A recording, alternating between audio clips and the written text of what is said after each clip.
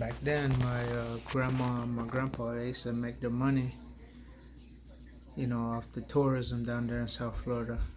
They worked at these places like, I remember one was like Parrot Zoo, um, I think it was like Flamingo Gardens. And it's been a while, but they used to work at these places like, they had alligator wrestling. Uh, like if you go like down in Florida and you try to go to airboat rides, you go get airboat rides, and they used to have these little areas where a lady be under, or like a man or something doing some arts and crafts, selling like little toys, bow and arrows for the kids, little tomahawks. My grandma and my grandpa used to do that work there in the under the cheeky, and doing a little bit of like woodwork, and they had the clothing on, like the Seminoles that were original down there. The Indians, the natives, the Native Americans. Uh, Me growing up, I remember like going over, like, to me it was normal. Growing up, I watching my grandma and my grandpa. They used to have these toys, and I always wanted them, but I couldn't. They needed them to make money. I used to always see them making these toys, and one day I'm gonna get one of these bow and arrows, and one day I'm gonna get one of these little tomahawks with the little pictures on them, and we gather them all up, and they would go out in the woods, and they make them like, when they would be out there in the woods and making them, there was also like canals out there, and so that's where me and my brother would be going fishing, while my grandparents are cutting trees and making these little wooden toys, and I grew up in that. I'm glad I got to be a part of that. Not a lot of people I know, seen that. It's something different, but it was cool. Making money, making little toys for like kids over, like coming up to the airboat ride. The airboat, like they taking an airboat ride tour. My grandma would be in that cheeky, selling them little toys to the kids, or I don't know if they made food, but I know they were there doing the baskets and the little woodwork and stuff like that. But yeah, I remember after that, when she got us, my grandparents got us, they stopped doing that, and they went on to just doing it for working, getting the material for the people that were still working at those places. And so I remember, like, most times, like, I go to school, and my grandparents, they pick me up early, and we have to drive out a couple hours out of town to go to, like, in these woods and get these materials. And some days they just get these materials, and we put them in boxes. I grew up loading these boxes. I get in trouble. Like, my grandparents tell me like, get over there and put these in these boxes and fold them like this or organize them like this. And so I'm glad I got to be a part of that. I miss that stuff. I miss that smell of being out there. Smell of that palmetto fiber. I miss the itchiness, but there's that smell of being out there in those Florida woods, and so growing up, I used to help them. I started helping them organize it, and put them in boxes. And they'd to make the tomahawks, we had to go get the little sticks and the cypress knees and put them in boxes, or put them organize them on a truck, on a pickup truck. And me and my brother and my cousin, we used to do that almost every weekend. And then sometimes these people that ordered these, they wouldn't be like real close to home. They'd be like more than 5 hours away. We'd be coming from Florida. Coming from down to from Fort Lauderdale to like Miami in the Everglades, or from Fort Lauderdale to Tampa. We would go all over Florida just to deliver these materials. But sometimes the people that would buy the material, they wouldn't have enough time to put the material and everything together. So that's what also my grandma and my grandpa did. They put the material together, and that's when they made these toys. Most of that, when you go to those alligator wrestling shows down there in Florida, or them airboat ride tours, there's there'd be sometimes they'll have toys in there. Nowadays the toys is different. Nowadays just the gift shops got like different type of toys.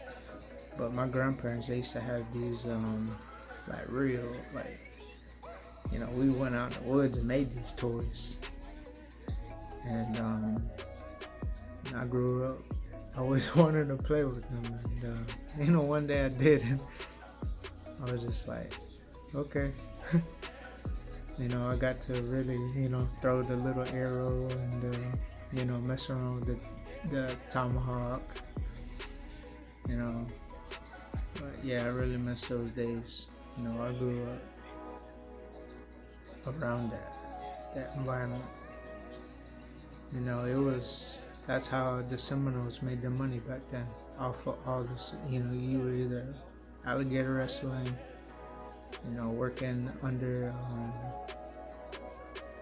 the cheeky, making woodwork, doing storytelling. They still do it down there in Florida. You go down there to and it's James Billy Safari. They still do that down there.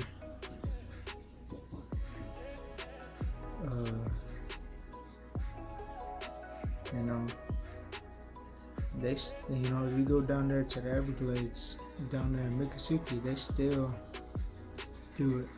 Alligator wrestling stories, and get your experience. And after that, you can go take an airboat ride tour. If you haven't seen an alligator alive, they show you alligators. They show you the safety of why you don't mess with an alligator or snake, turtle. It's all kind of stuff they do down there. That's what I was raised off.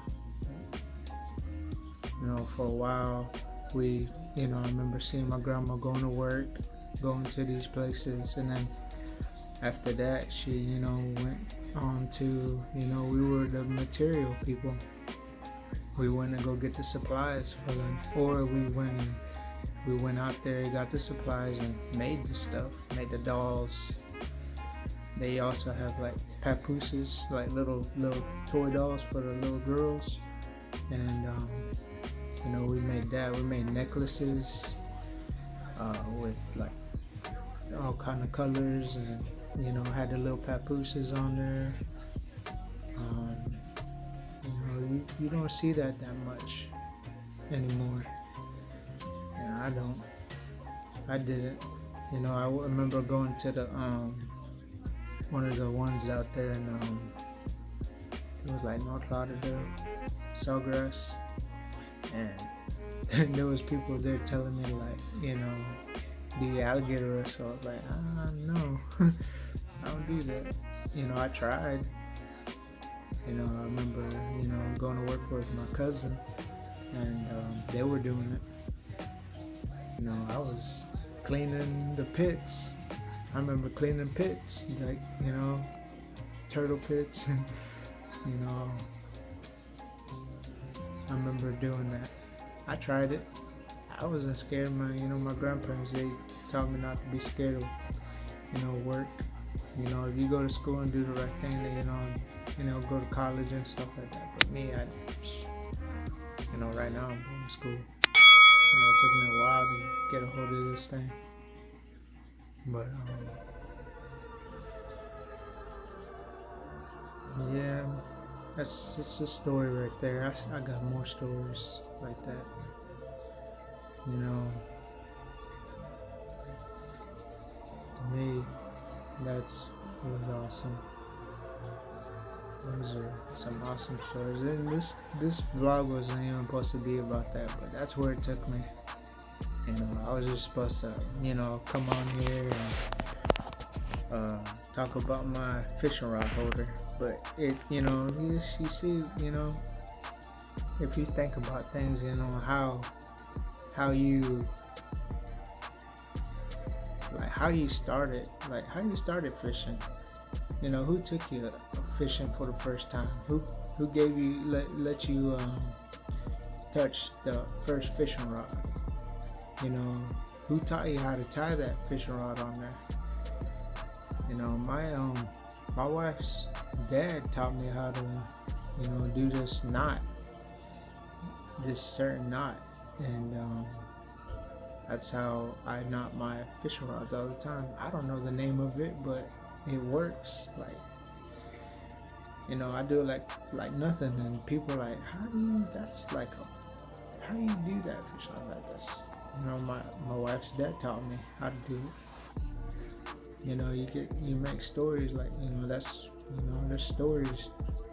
It makes you look back. Don't get all depressed and all, but it kind of feel proud of like I just learned certain things. But yeah, I didn't mean to go all deep. But that's where I was just supposed to talk about my fishing rod holder. My wife got me. She knows I love fishing, and that's why I hope for my boys. One of them might love fishing. One of them's when I go, they're gonna get all this stuff right here. They gotta deal with all this stuff. Like my grandparents. That's what happened. That's what. So I got my grandparents stuff. All those stuff that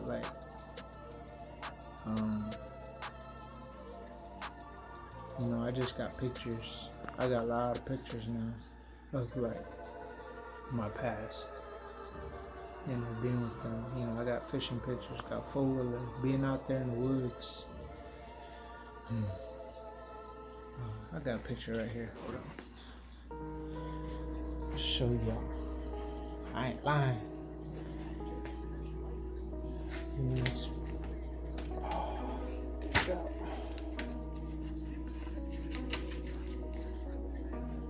Yeah. I got a lot of pictures. Yeah, yeah, that's me back in the day out there in South Florida. You know, out there fishing, catching. I think it was like, I was a different kind of kid back then. You know, I laugh at this picture because look at how I'm holding that fish, like I'm scared of it.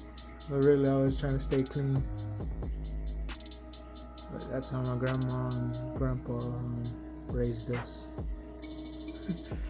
And look at me, teenager, being all weird, being a weird ass teenager. I know my kids are gonna be like that one day. Like looking back at this picture, it's crazy. No, I'm not even like that anymore. I hate wearing jewelry. Hate wearing jewelry, and I don't care about being all flashy anymore.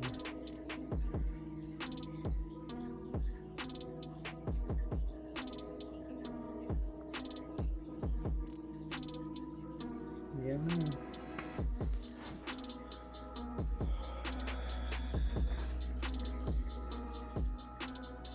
Just go fishing. If we went fishing with our 4-wheelers or just out in the woods.